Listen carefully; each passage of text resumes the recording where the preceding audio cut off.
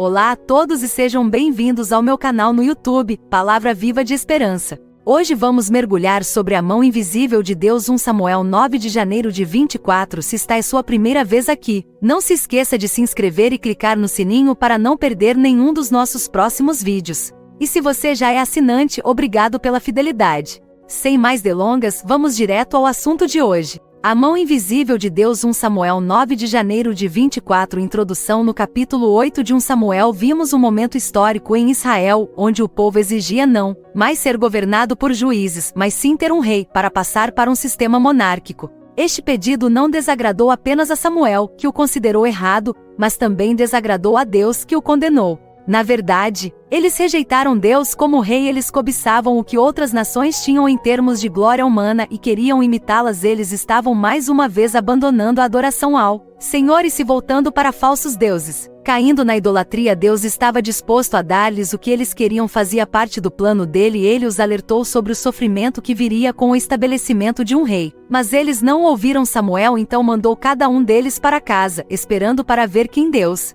faria rei. Leremos duas partes do capítulo 9 hoje. Vamos começar com Samuel 9, 14.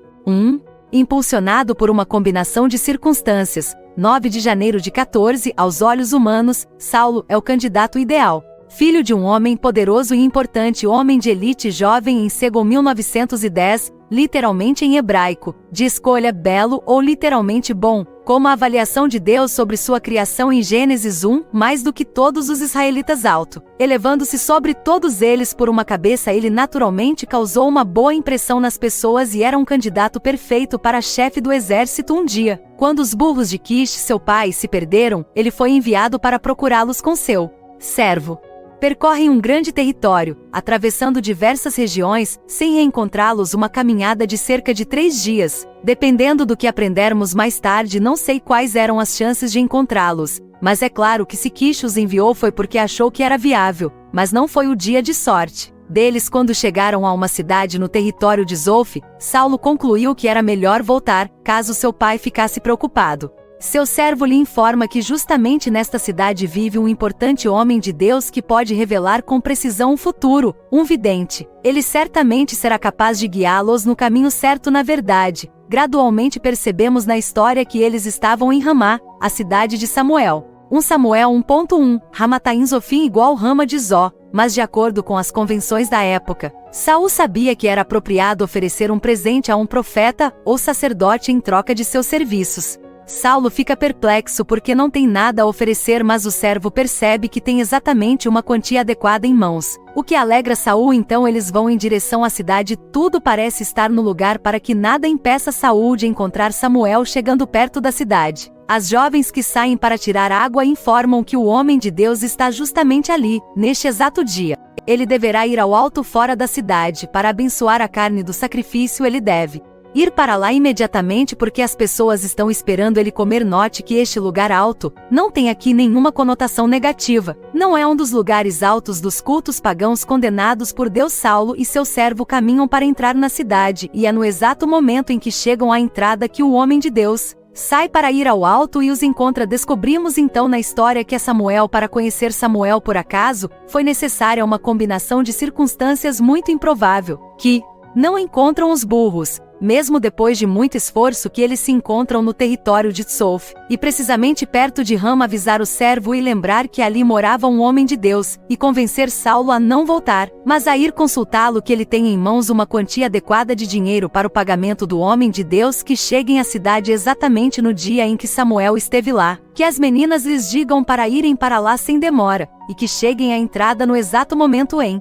que Samuel estava saindo para ir para o lugar superior. Uma única omissão nesta lista teria garantido que Saul e Samuel não se encontrassem naquele dia. Realmente parece que as circunstâncias foram organizadas, orquestradas. Isso é chamado de providência de Deus. A passagem a seguir fornecerá provas de que Deus estava realmente por trás desses eventos. Vamos ler 1 Samuel 9.15, 24:2. Deus por trás das circunstâncias. 9.15-24, na passagem anterior, Vivenda 1:14, o Senhor estava em segundo plano, embora estivesse puxando os cordelinhos. Aqui ele é apresentado como ator principal. Aprendemos que um dia antes, Deus havia avisado Samuel que lhe enviaria um homem no dia seguinte, na mesma hora. Será um homem da tribo de Benjamim, ele terá que ungí-lo como o rei ungir igual derramar óleo sobre a cabeça em sinal de consagração, de separação para Deus. Será ele quem libertará o povo de Israel da opressão dos filisteus. Deus ouviu seus gritos, embora no capítulo 8 Deus tenha dito que era uma coisa ruim ter pedido um rei e que eles sofreriam as consequências infelizes. Aqui ele diz que lhes dá um rei para salvá-los mesmo quando Deus nos concede algo ruim em resposta a um pedido maligno motivado por nossos maus desejos, e ele nos faz sofrer as consequências. Ele pode conceder-nos isso ao mesmo tempo para o nosso bem. Realmente não podemos colocar Deus em uma caixa para resumir sua maneira de agir em todas as situações. Os caminhos de Deus são inescrutáveis. Salmos 1, 3, 9, 17. Quão inescrutáveis são os teus pensamentos, ó Deus! Quão grande é o número! Isaías 55, 8, 9. Porque os meus pensamentos não são os vossos pensamentos, nem os vossos caminhos os meus caminhos, diz o Senhor. Assim como os céus estão acima da terra, também os meus caminhos são mais altos do que os seus caminhos e os meus pensamentos acima dos seus pensamentos.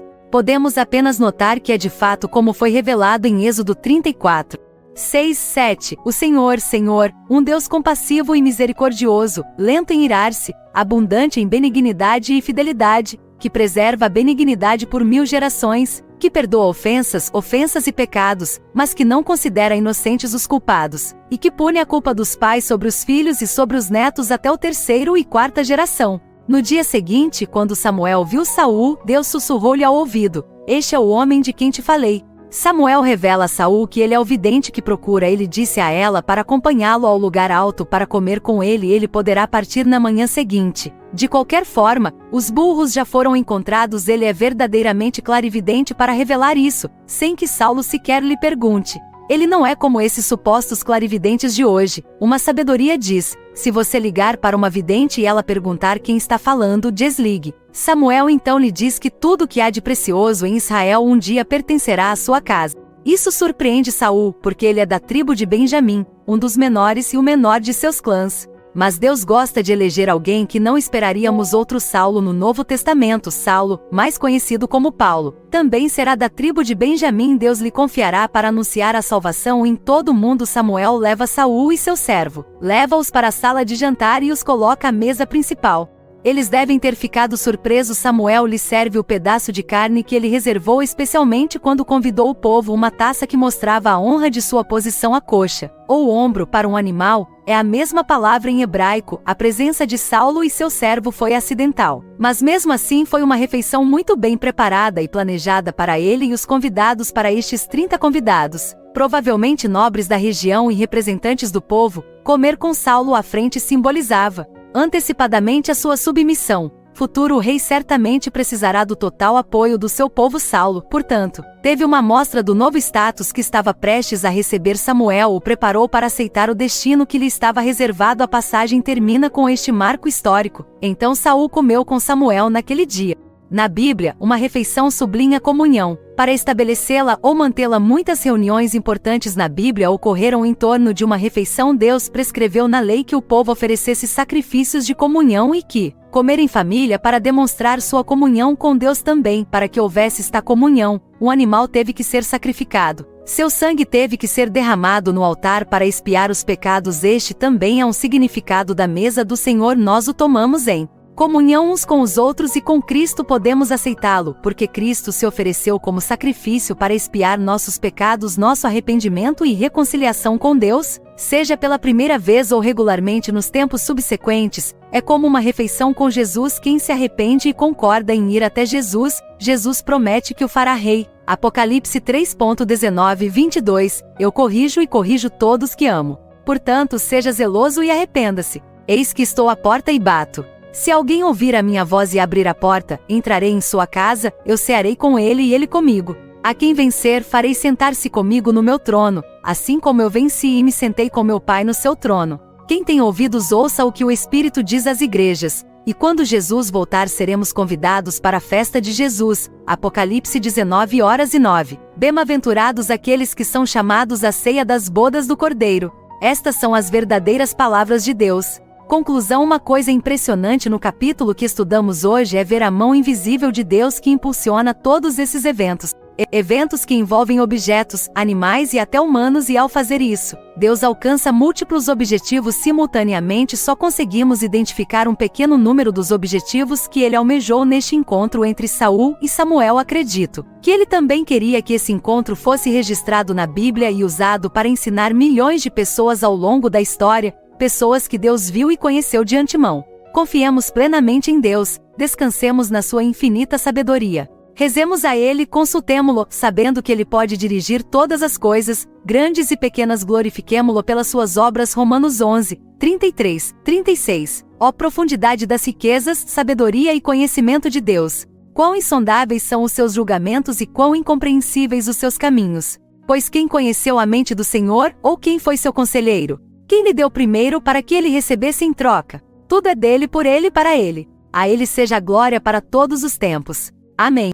E é isso, por hoje é tudo. Espero que esse vídeo sobre a mão invisível de Deus, 1 Samuel 9 de janeiro de 24, você gostou e aprendeu algo novo. Fique à vontade para deixar um comentário abaixo para compartilhar sua opinião e tirar suas dúvidas. Adoro ler seus comentários. Se ainda não fez, lembre-se de curtir o vídeo e se inscrever para não perder conteúdos futuros. Obrigado por assistir e até breve para um novo vídeo.